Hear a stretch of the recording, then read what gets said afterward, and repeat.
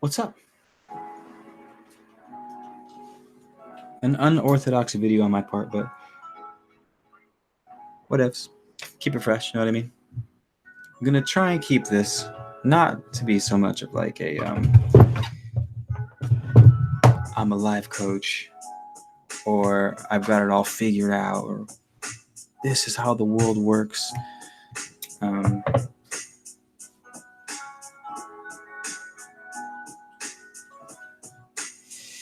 I just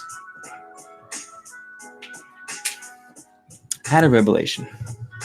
Um, so hear me out.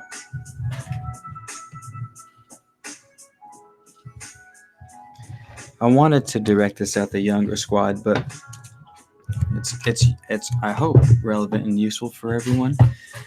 Um, well, let me start with a story. The other night, I went to the gym, sat in the sauna for a bit, and went for a walk. Listened to my tunes. I walked down State Street. Nighttime, it was a Thursday night, so there's a lot of people. Everyone's dressed up nice and fancy. Everyone's happy. You could feel the energy. I could feel the vibrations, if you will. And as I was walking, I'm always in this sort of blissful state out after I get out of the sauna. And I had my music going, and all the people were merrymaking. I was walking by the bars, and there was music playing, and these people were flirting with each other and like just broing out and shit. And I was like, damn, I forgot how good it feels to just go for a walk. I had my jams on, just kind of strutting, kind of dance walking, just rocking my chanclas, nothing crazy, you know. And it was pure bliss. And I was like, Keith, it's been a while since you felt this way. Not that I haven't had peaks of joy or peaks of elation, just like a moment.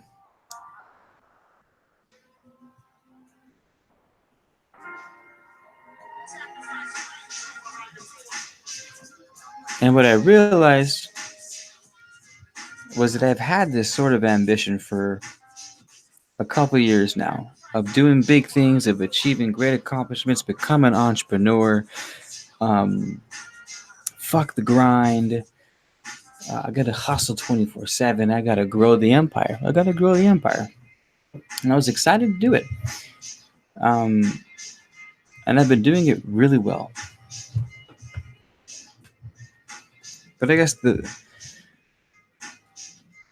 prior to the other night going on this walk, I had this thought where I was like, Keith, it's been a long time since you've just jammed out and gone for a night walk. It used to be a thing I would do 4 or 5 times a week, almost every night. And I thought, well, yeah, but I have to be working, I have to be pressing, I have to be growing the empire because I'm putting my time and energy towards something. So I'm going to sacrifice that. So I'm going to focus and stay grinding, if you will. And then I thought, what am I going to do when I hit the apex of my empire? When I make all the millions, when I have all the social media growth, when I have all the things that I want, then what? What's going to make me happiest? And the answer was,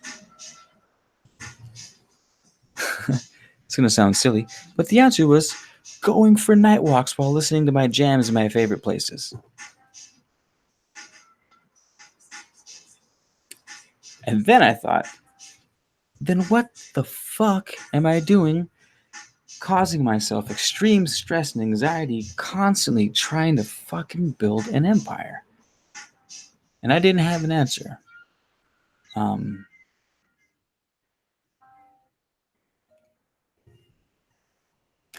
At least I didn't have a good answer.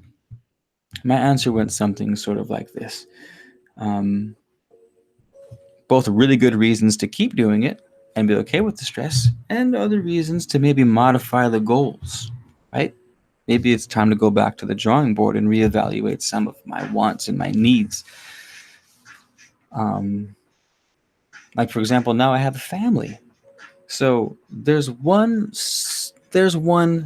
level of pressing forward, building the empire, expanding upon my current capacity, if you will. So there's +1 for keep grinding, Keith. Keep pressing. Fuck it. Anxiety, you'll be good. That's what happens. It's what happens in the world of entrepreneurs and trying to carve something out of existence that never existed before. You're gonna run into obstacles and a lot of shit that's not gonna go your way, and you're gonna get stressed out. That's fine. Do it anyways, right? So there was a plus. Okay, Keith, that's why you've been sacrificing these nights. But then I kept going back to the other thoughts of, well, when you do have all the material things, and you're still going to want to be going on walks at night, feeling the cool air on your skin, being around the energy of really happy people and excitement and music. And of course, the walking is real, but it's also a metaphor to things that are joyous. Someone once told me that joy is one of the pure emotions that you take with you to every life. I believe it was joy, anger, fear, envy, joy, anger, envy, fear. I can't remember the rest, but let's talk about joy for a second, which is what I was experiencing. Oftentimes we find that joy isn't the things. Like I live in a beautiful town. I was in the harbor on a boat at sunset, and I thought this is one of the best moments of my life. And it wasn't because it was nothing in particular that was making that. I was in a great place with good people, and I didn't need the boat. I didn't need the drinks I was having. I didn't need the clothes I was wearing.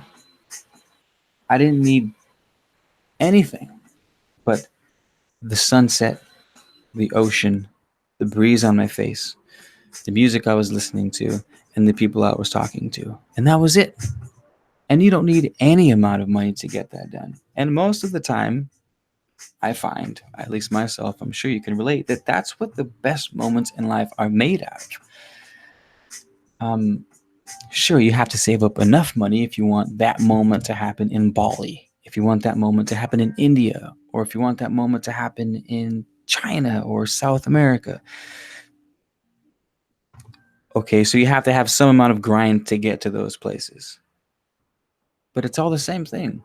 My trip in Colombia, I met amazing people. I was chilling with my homie. I was talking to strangers I'd never thought I'd be talking to,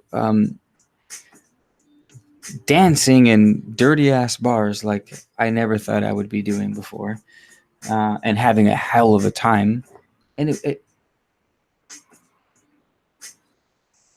I can't imagine life being more than that, is what I'm getting at. I can't imagine life being somehow absolutely essential for, to have money or to have material things to have these types of experiences. I'm not sold. And I always believed that. I always believed this. But there was a couple years when I was hitting, or it's more than a couple, maybe 5 or 6 years, since like 2012, sort of an awakening, and a push. It's not that I forgot that. It's that I pushed it aside. And I knew I was pushing it aside. I knew that money wasn't going to make me happy, but I went after it anyways. And I don't know why. That's why I said at the beginning of this video, I don't want this to be a sort of life coach spiel, or like make the best out of everything spiel, or like this is how you should feel spiel. Just a reflection sort of spiel. And back to what I was saying. See, I don't even know what the point of this video was, really. But I guess what I'm trying to say is I've been needing to take a step back and figure out how much I can tolerate stress for things that I know in my heart aren't going to be worthwhile in the long run. And like I said, now I have a family. Now I have a little boy who I want to give the world to, which adds an extra layer of things. Well, how much of the world do I want to give him? Do I want to give him everything? I certainly don't want to give him everything, because if I give him everything, he's going to be spoiled rotten. I'm shaping out to be the man I am today because of lack, because of necessity, because I've wanted something and I've worked to attain it. If I had everything to begin with, what would I have to work to attain it? And if I never worked for anything, I never developed character traits, I never developed skills, I never developed period. So it's weird. It's like, how much do we try to push? How much stress we put on ourselves? Because it's going to take stress, you guys. What I don't want you to think is that I'm aiming for no stress, or I want you to think that you're somehow going to completely sidestep stress and anxiety and anger and fatigue. I'm not saying you're going to skirt all these negative emotions just because you give up the material world. That by no means is what's going to happen. A lot of people feel like they're strapped down by the 9 to 5, and so they run from it. And so instead of being trapped by the 9 to 5, they are now trapped by their fear of 9 to 5, and they sort of become drifters, as Napoleon Hill calls them. And drifters are these sort of people who don't really have an aim, they don't have a focus. They go with the tide all the time, which is sometimes a good thing. Going with the flow, of course, is a good thing. But going with the flow is only a good thing if it's you that's setting the flow from what is inside. Sounds corny, I know, but it's fucking true. Because don't be so sure that just because you're running from the 9 to 5 that's your flow. I mean, I for the longest time ran away from not the 9 to 5, but work in general, because I didn't want it, and because I thought I could somehow sidestep it. I was listening to the law of attraction things for a while, since The Secret came out, and it's always been this sort of anything you think and anything you imagine is possible. If you want to get rid of fear and anxiety, boom, it's completely possible. And that's not fucking true. And before I say it's not true, what I thought was, okay, to get rid of fear and anxiety, I just have to get rid of the man, get rid of the institution, get rid of like all the things that I don't like, and just be a pure vagabond bouncing from place to place. But then you become trapped to that ideology. And I feel like I'm rambling now.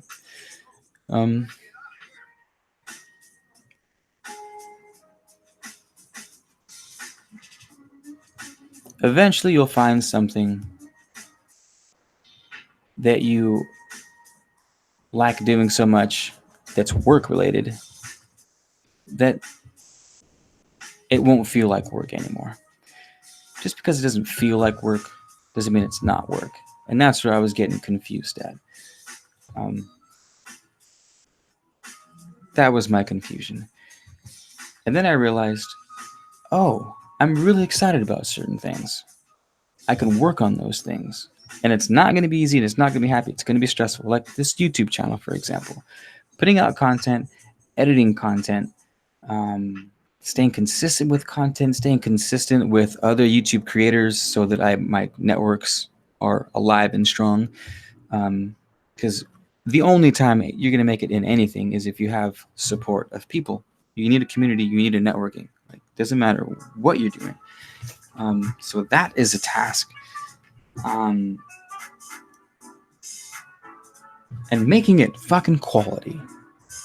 right? So doing that on the YouTube channel is not easy. It's simple. It's as simple as me sitting down at this desk you see in front of your very eyes and typing emails and responding to comments and creating outlines for videos. It's all send emails to who I need to send emails to, keep up conversations with people I need to keep up conversations with. It's very simple. You lay it all out in line, you'll be successful, or at least, or you'll reach a goal. It's not hard. It's not difficult, but it's hard. And the stress that comes from that, especially when something's riding on the lines like your future, your family, or goals that you set for yourself, or whatever you want to do, failure is not an option, which is both a relief and a stress in and of itself. And you'll find in the entrepreneurial life that stress and relief are two sides of the same coin. For example, imagine how good you feel after you finish a stressful task, right? You feel relieved, like, oh, fuck, I feel so good now, because you just released all the stress, right? But if you never had stress in the first place, you wouldn't experience the relief from accomplishing the task. I feel like I'm rambling again. Anywho,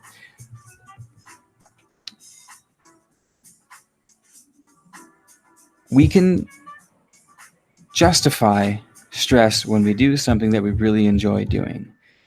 And we enjoy things not by running from things that we fear. Don't just run away from something because it's scary and just ignore it.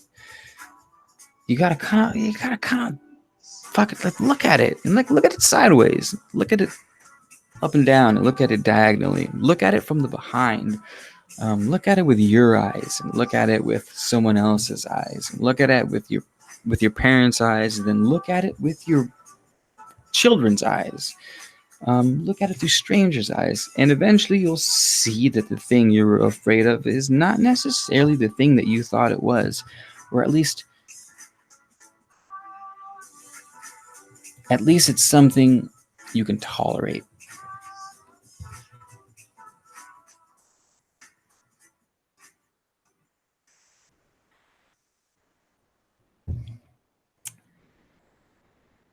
And that's what a creator does. It's sort of a problem solver, because life is nothing but problems. Think about it. It's so much easier to just be dead and stay dead than it is to live. Imagine the energy it requires to stay alive.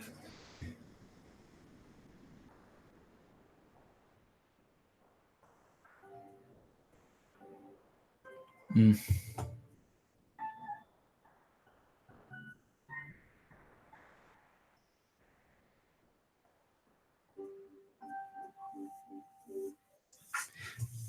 It's funny how simple and easy don't go hand in hand anymore. They don't. Simple and easy definitely don't go hand in hand anymore.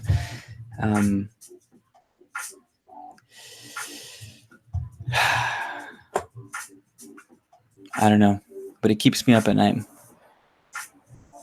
Just kidding. If you guys know me, you know I sleep with ease.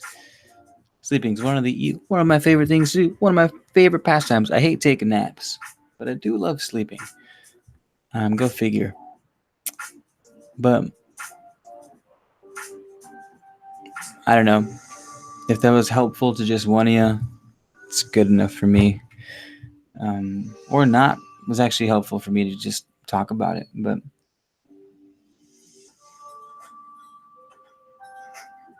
I don't know. I'm getting it though. You know, I'm getting older. I'm 31, so I've had time to do the teenage thing, to do the early 20s thing, where it's like complete malleability. Where you're like, I can be anything and I can do anything, and you can.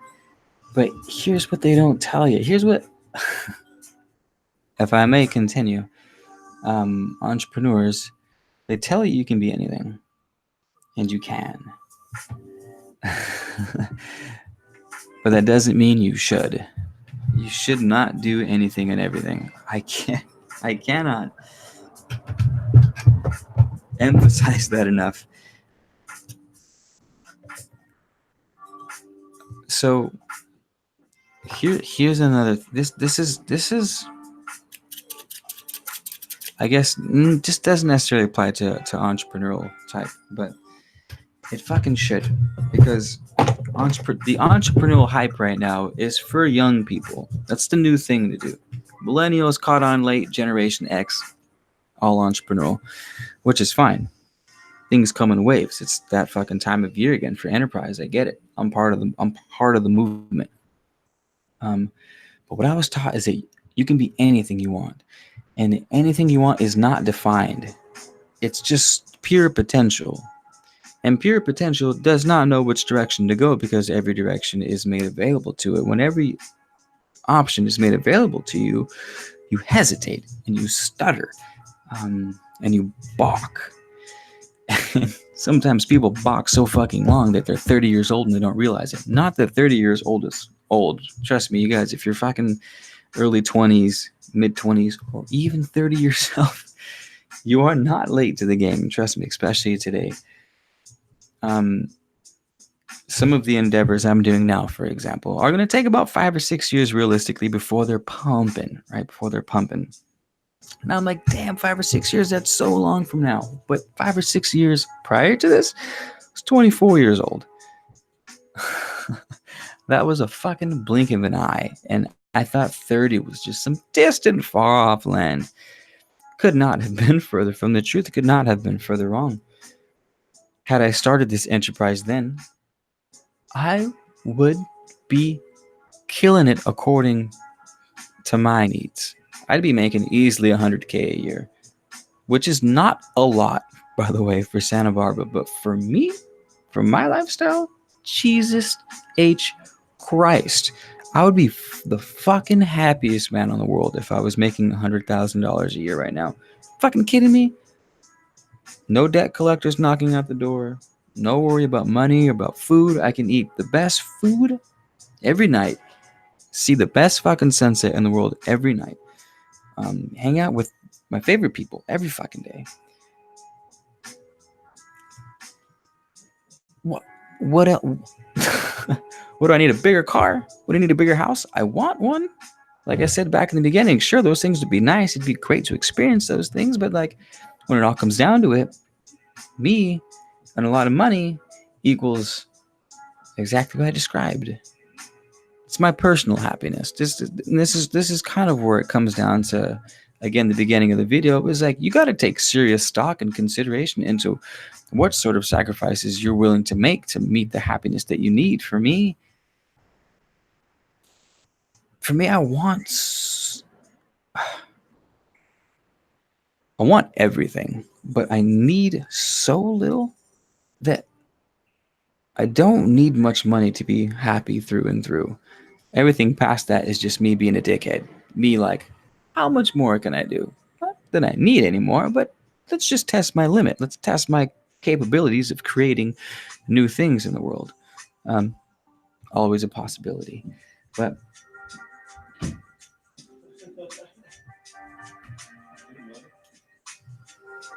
forgot what I was even saying.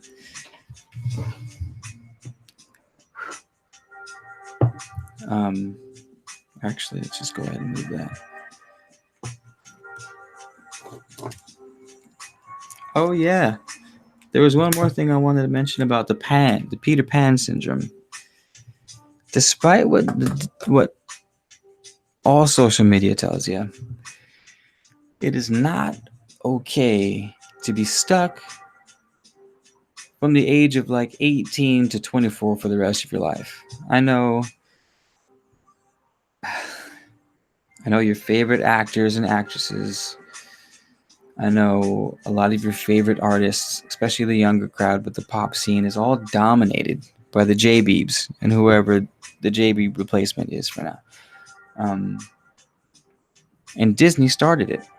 We sort of glorify Peter Pan, who again is pure potential. That's what Peter Pan represents. He's pure potential. He's magic. Magic is pure potential. But here's the part that they don't tell you, or they do, but a lot of people don't take this into consideration, is that he meets Wendy, and Wendy is the representation of growing up. It's having a relationship. It's having a family. It's making a decision. More than anything, it's fucking making a decision, right? It doesn't have to be the right decision. It doesn't have to be your life purpose, right? It doesn't have to be your soul contract, but it has to be fucking something. And no one can make a decision, myself included. No one can make a decision anymore. No one can fucking make it. They want to stay pure potential. They want to stay open and available to do anything. They want to be anything still. And they want to be everything still, which is great and wonderful if you're fucking 12 years old. But eventually you hit a point where it's like, you got to make a decision. This is something my baseball coach told me when I was in high school. And it was one of those things. It's one of those things where someone tells you something when you're a kid, and for God knows what reason, it just sticks with you. This is what he said. So I played baseball. I was the catcher. Now, if you don't know baseball, you have 9 positions. One of them is the catcher. The catcher has to know what all other 8 positions are doing at every point in the ball game. Sort of the director of the field. And what would happen is I'd be catching, boom, action.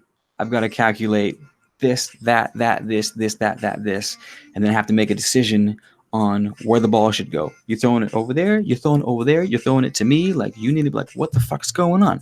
So I would hesitate all the time. I'd be like, bah! And my coach would be like, Keith, fucking make a decision. And I'm like, I don't know, like all this shit. And he's like, and he stopped and he said, it doesn't matter if you make the right or wrong decision. What matters is that you make a fucking decision.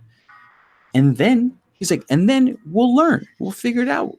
You'll get better. You'll recognize the field better. You'll recognize the runners better. You'll recognize your own teammates better, and it'll come instinctively. But the first step is you gotta fucking make a decision, right? You can't make an adjustment, right? You can't make an adjustment to a mistake if you never make the mistake in the first place. And that's sort of the limitation. Everyone's afraid to make a mistake, so they don't make a decision to begin with, and they just sort of fucking And again, it's the 2 parts. Is it fear of failure that's not pushing you forward, or is it too many opportunities and you don't know which one to do? Is it both of them tied together? It's probably both of them tied together, but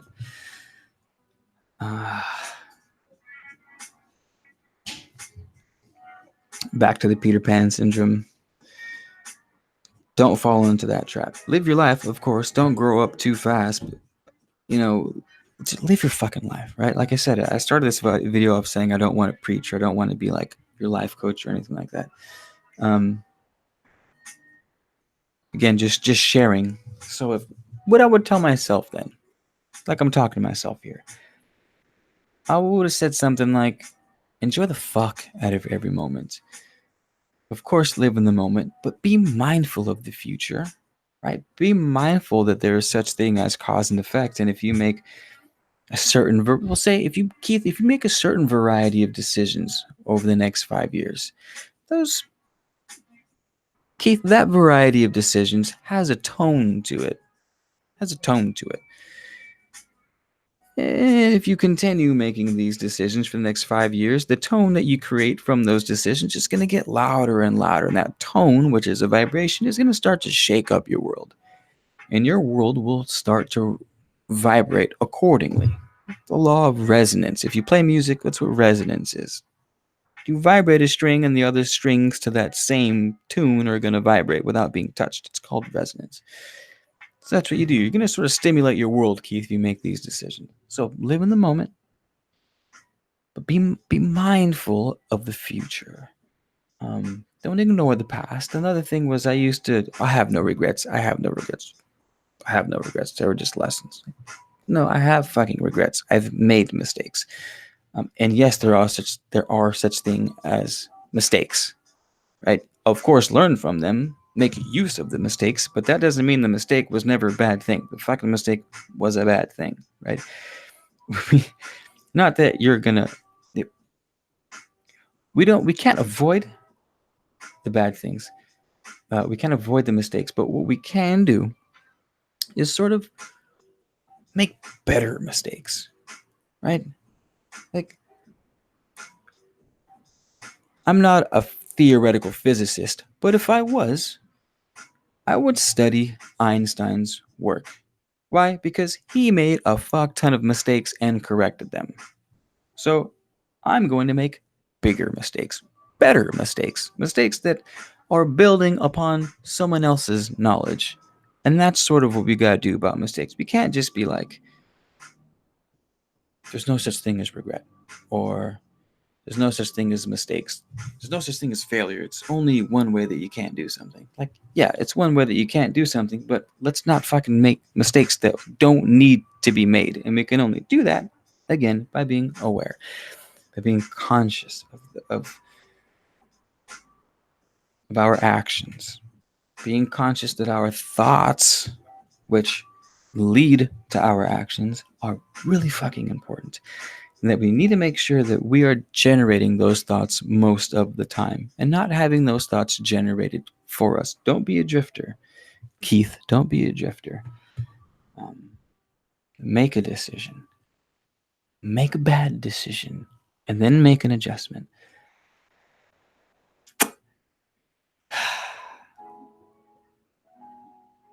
And fucking do things you love more often. Like, as often as you can. Often as you can. If you I don't know what I love, I don't know what my passions are, I can't fuck with that. I'm sorry. That might be really insensitive of me to say. I get it. Some people really don't know their passions and really don't know what they love, but I can't fucking buy that for longer than like 2 days. Like, take a serious stock in your life. There's not one thing that makes you happy. Like I said, it doesn't have to be your soul contract. I'm not talking happiness where you start glowing like Jesus when you think about it. Fucking something and go at it. And you might be like, I actually don't like this as much as I thought, which has happened to me, and I'm sure you a fuck ton of times. But you still have to make the attempt. You still have to make the decision to do something. And transmute. Be a fucking alchemist, right? See the bad things, transmute them into good. See the bad things, transmute them into good. See the bad mistakes, transmute them into good. And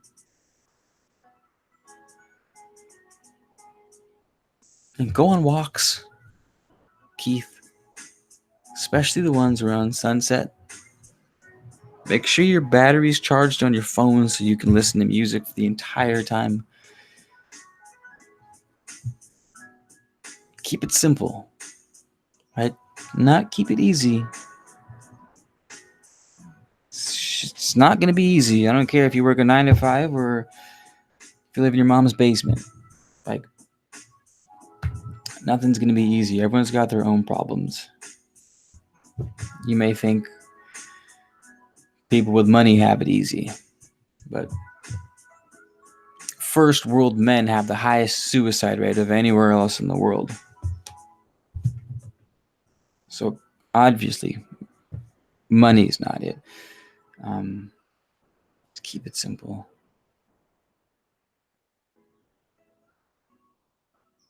But consistent. Pull the trigger. Don't be afraid to grow up. The soul is everlasting. You can attach the soul to a playfulness that's childlike. You know, there's a playfulness that should never go away. That should. But nobody likes a 30-year-old child. I'm telling you guys. I don't care how many T-shirts you read. I don't care. I don't care how many happy posters you guys come across. I don't care how many times you watch Peter Pan. Ain't nobody like a 30-year-old child.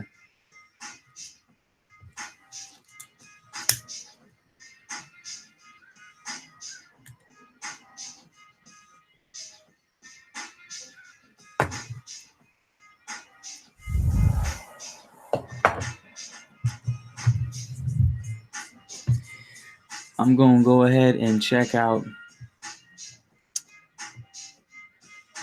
I almost forgot I was running a YouTube live for the past 10 minutes or so. I was like in the zone there.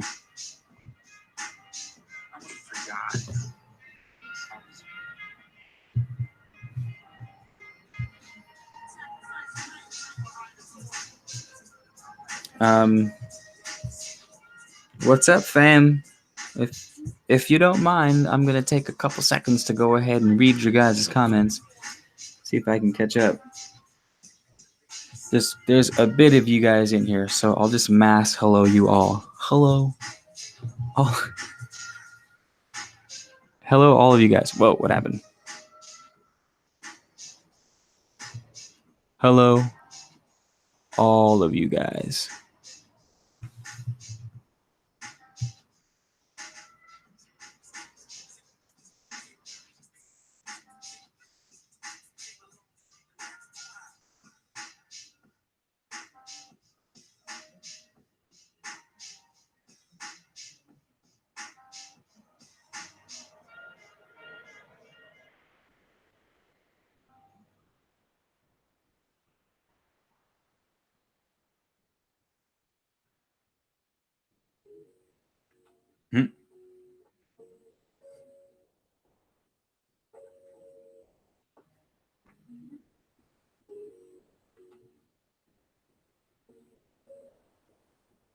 Well said, Alchemy of Life. 3D is materialistic all the way down to Mother Nature. It's well said.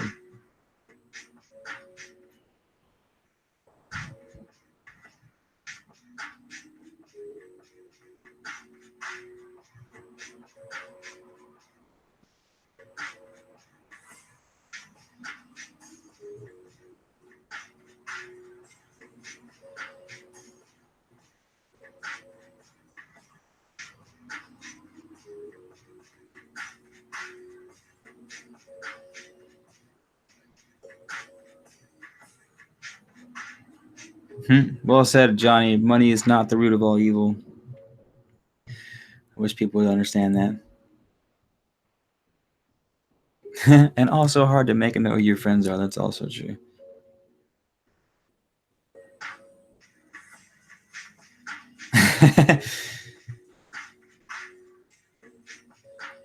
Should have get off the pot, Johnny. That's funny. That's one of my favorite terms.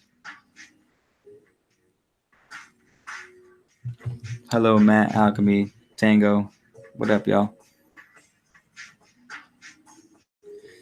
So, well, I do declare that that's all I have to say about that.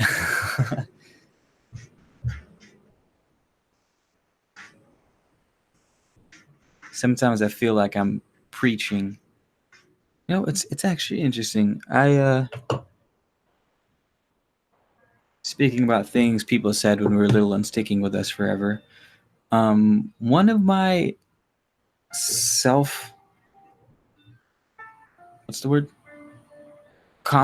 one of my self-conscious things since fucking probably 4th grade. Actually, I think it was 4th grade. Was that I talk too much. And while that still may be true, I was super stoked on something, talking to the homies at Playground, and one of the homies was like, "Keyth, you talk too much." And I was fucking shook. I was like, I was straight up taken aback. Here I was, 9-year-old Keyth, just like,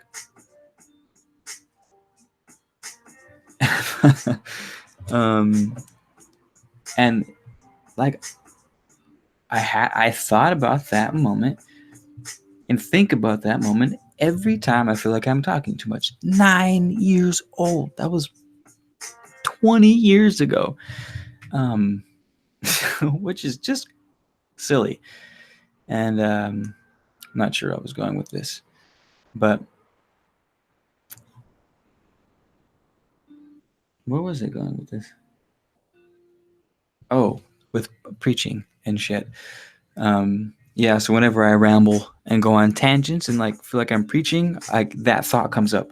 Like in the sandbox, 9-year-old Keyth, but that bastard that told me I talked too much. Fucking son of a bitch.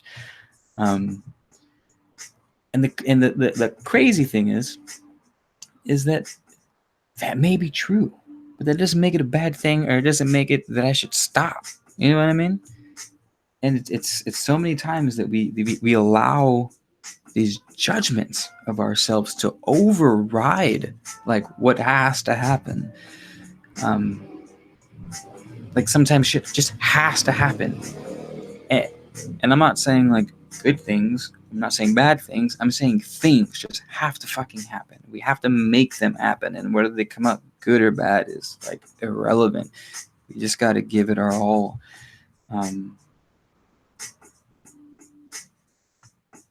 And those fucking kids in the sandbox are going to hold you back if you let them, is what I'm trying to say, I guess.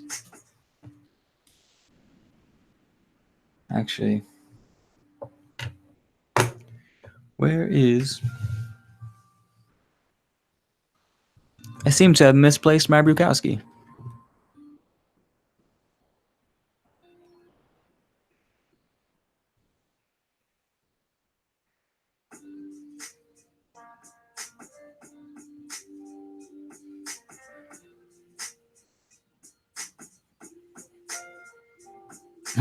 Mercury dominant people tend to learn through intellectual experimentation, pretending to know things until they eventually actually know. I don't know what Joy Tish is, but I can't say that I'm Mercury dominant, though I'm not sure how. I got an Aries sun, an Aquarius rising, and a Pisces moon. And I'm drawing a blank on the others. I just found something. What else? Capricorn, Saturn, Venus, Gemini. What's Mercury? I think Mercury. Let's find out. Let's find out, Kade Ray.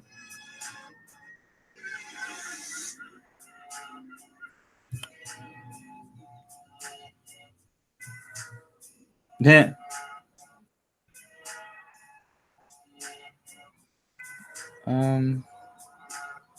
No, this isn't right.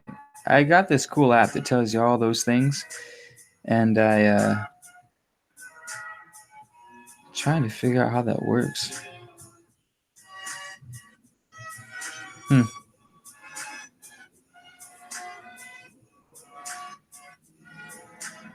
Ooh, chart.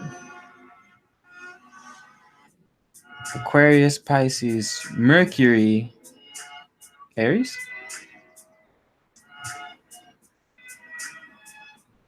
Ooh, I seem to be a Capricorn dominated.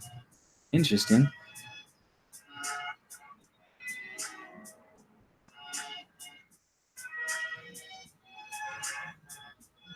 Uranus, Saturn, and Neptune are all Capricorn. Mercury has only got one. This is actually pretty cool. I've never really looked at this thing before.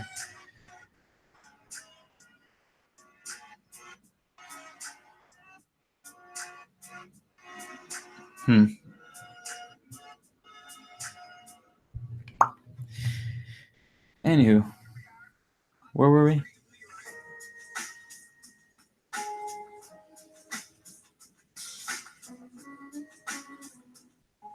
Every planet goes back a sign compared to Western astrology. Damn, that really throws a wrench in things. Talk about making mistakes.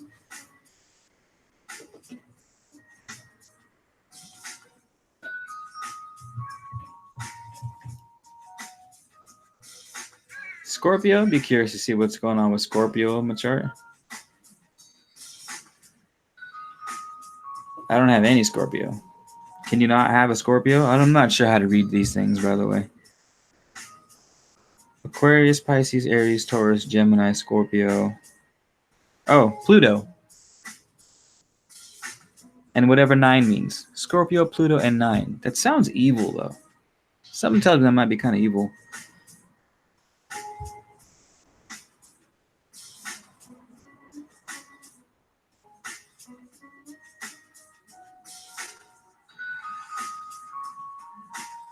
passionate, intense, serious, private, self-obsessed, and perceptive. And you are personally transforming outdated forms of meaning through philosophy, faith, education, politics, and travel. That's interesting. That kind of sounds right up my boat. Not up my boat, up my avenue. Not my boat.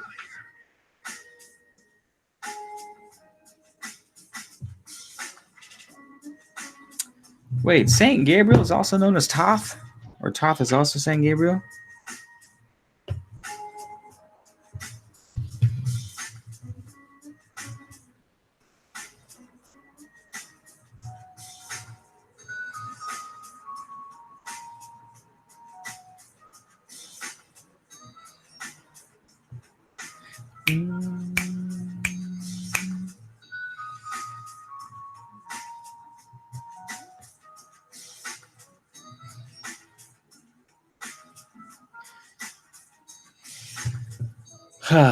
All right, y'all. It's 7.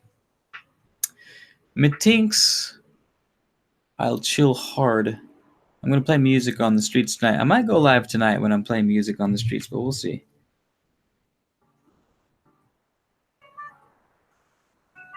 Yeah, we'll see. So, unless you guys have anything else to add, take it easy. Check out.